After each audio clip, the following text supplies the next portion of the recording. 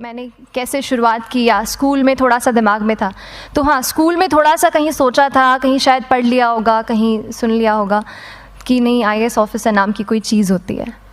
लेकिन तब ये भी नहीं पता था कि यार यूपीएससी नाम की कोई एग्ज़ाम है, सिविल सर्विस एग्ज़ाम है, उससे और भी पोस्ट में आप सिलेक्ट हो सकते हैं, ऐसा कुछ नॉलेज नहीं था। जब मैं अपने कॉलेज लेवल में आई, जब कॉलेज में एडमिशन लिया, मैंने भोपाल से ही प्राइवेट इंजीनियरिंग कॉलेज से केमिकल इंजीनियरिंग किया है।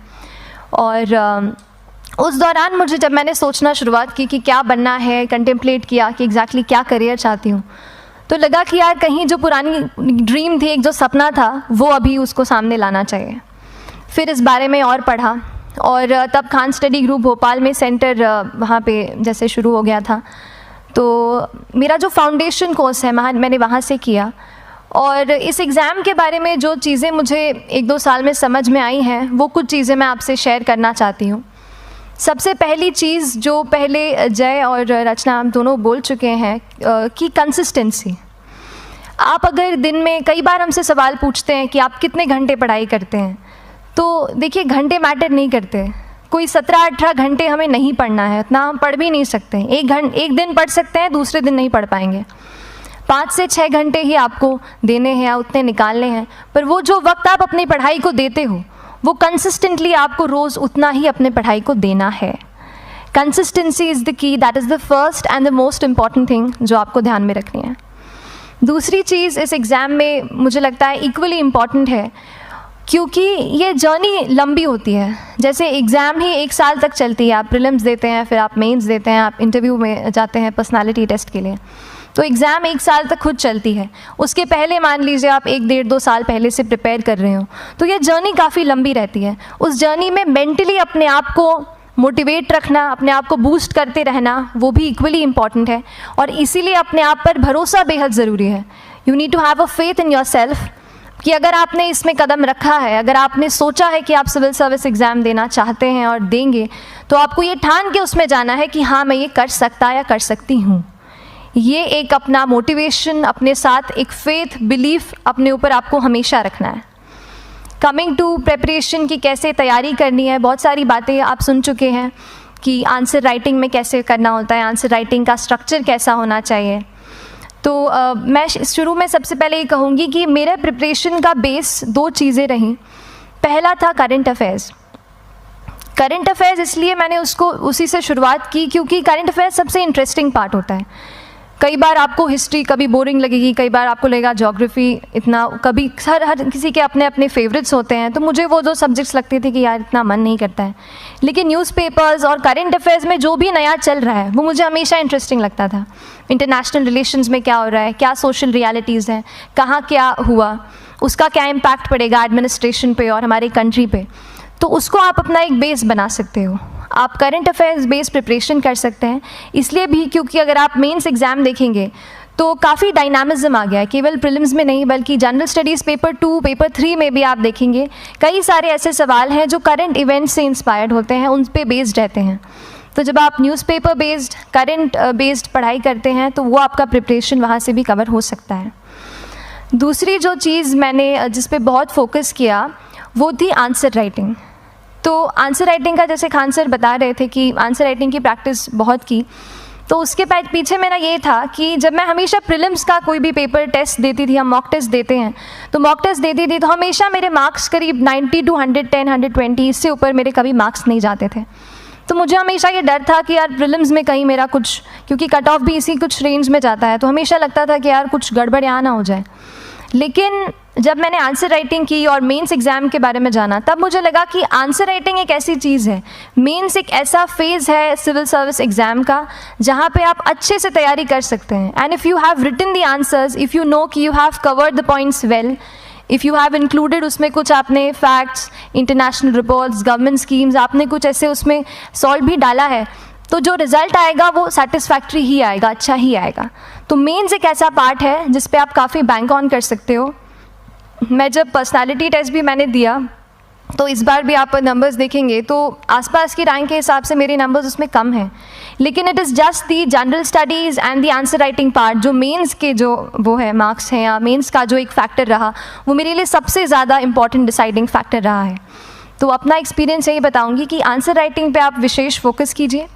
जैसा स्ट्रक्चर आपको बता ही चुके हैं कि इंट्रोडक्शन में कैसे आपको शॉर्ट रखना है, बॉडी एंड देन कंक्लूजन, उसमें छोटी चीज़ जैसे मैं अभी मेंशन कर रही थी, आप एक इंश्योर कीजिए कि देखिए जो भी एग्जामिनर आपकी कॉपी चेक कर रहे हैं वो दिन में 10, 15, 20 कॉपीज़ चेक कर रहे हैं, तो उन सब से आपको अलग कैसे आप अपनी कॉपी दिखा सकते हो, ये चीज़ आपका प्रेजेंटेशन और आप जिस तरीके से आंसर लिखते हो कंटेंट को, वो मैटर करेगा। आप इंश्योर कर सकते हैं कि आपके आंसर में कुछ फैक्ट्स, गवर्नमेंट की स्कीम्स, कुछ कमिटीज़ बैठती हैं, जैसे एक प्रिवेसी पे जस्टिस BN श्रीकृष्णा कमेटी की रिपोर्ट आई है, तो आप मान लीजिए आपको कोई प्रिवेसी पे सवाल आ गया तो आपने उन कमेटी का नाम कोट कर दिया। ऐसे बहुत सारी कमिटीज़ होती हैं।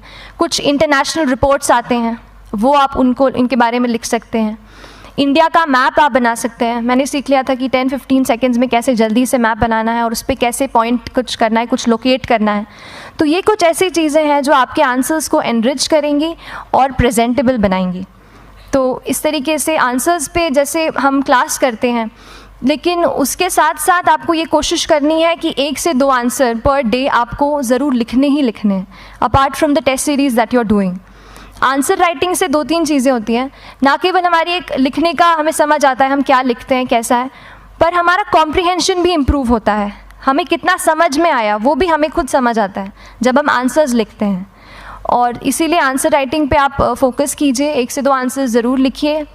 और आंसर राइटिंग के बाद the third pillar of my preparation जो काफ़ी इंपॉर्टेंट जिसने रोल प्ले किया, that was tests and test series and mocks. देखिए हम पढ़ रहे हैं यहाँ पर, I will also come to the point कि हम कैसे दिल्ली, भोपाल और इंदौर में प्रिपेयर करके बिना दिल्ली जाए हम कैसे कर सकते हैं, I will come to that point. पर उसके पहले टेस्ट की थोड़ी बात कर लेती हूँ कि टेस्ट देना क्यों ज़रूरी है। हम ये जो एग्ज़ाम दे रहे हैं सिविल सर्विस की, ये एक ऑल इंडिया लेवल एग्ज़ाम है and this cut throat competition. तो उसके लिए आप केवल पढ़ते रहें, सारी बुक्स, मटेरियल्स, स्टैंडर्ड ये करंट का सब पढ़ लें, लेकिन अगर आप ये नहीं जज कर पाए कि आपका क्या लेवल है at an all India level, तो चीज़ें समझ में आप नहीं, मतलब आप आगे नहीं बढ़ पाएंगे या सही डायरेक्शन नहीं पकड़ पाएंगे। तो इसलिए आप टेस्ट से घबराइए मत। कई बार टेस्ट का इनर्शिया होता है, ऐसे लगता है कि जब तक पूरा सिलेबस कंप्लीट नहीं कर लूँ तब तक टेस्ट नहीं दूंगा, लेकिन सच में बात ये होती है कि जब तक हम GS के मतलब पेपर देने अंदर भी घुसते हैं ना, तब भी उस सेकंड पे लग रहा होता है कि कुछ छूट गया है हमारा। तो ये चीज़ होगी ही, इसीलिए ये मैं कभी मत सोचिए कि जब तक पूरा सिलेबस नहीं कर लूँ टेस्ट नहीं दूंगा। जैसे आपका एक थोड़ा बेस बन जाता है प्रिपरेशन का, आप टेस्ट दीजिए, चाहे वो प्रीलिम्स का MCQ का टेस्ट हो या मेंस का राइटिंग स्किल की प्रैक्टिस हो, टेस्ट पे आप फोकस कीजिए।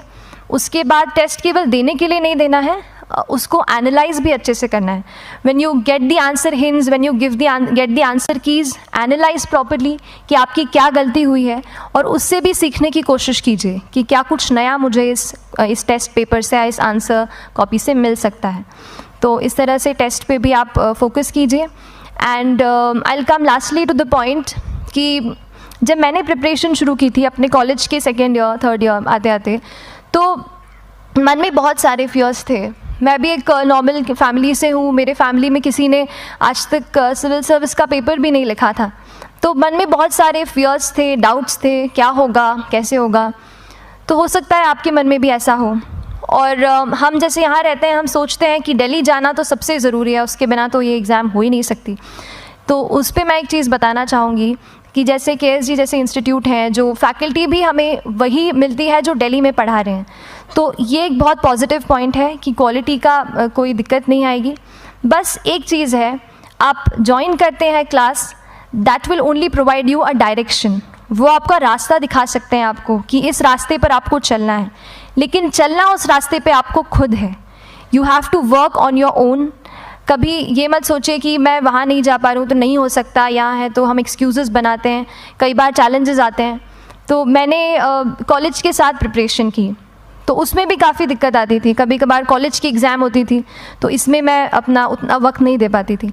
तो उस मोमेंट पे फिर प्लानिंग ने मुझे बहुत हेल्प किया कि हम किस तरीके से अपने कॉलेज के एग्ज़ाम के लिए प्लान कर लें। जैसे मैंने इंजीनियरिंग की है और मुझे पता है कि हम इंजीनियर्स 1 महीने से ज़्यादा पहले से पढ़ते नहीं हैं। पढ़ते हैं क्या? तो वो चीज़ आप ध्यान रख सकते हो, उसको अपना स्ट्रॉन्ग पॉइंट बना सकते हो। 1 से 1.5 महीना जब exam is approaching, I use to plan my entire syllabus का प्रिंट आउट निकाल के I use to make my notes. उस तरीके से उसको मैं उसको संभाल लेती थी। तो whenever you are managing those things together, focus on planning. किस तरीके से आप एक माइक्रो प्लान बनाएं, अपना डेली एक प्लान बनाएं, वीकली टारगेट सेट करें और एक ब्रॉड विजन दिमाग में रखें कि ब्रॉडली आप मंथ्स में क्या कवर करने वाले हैं। अगर आप प्लानिंग अच्छे से करते हैं तो ज़्यादातर पोर्शन आपका वहीं से कवर हो जाता है।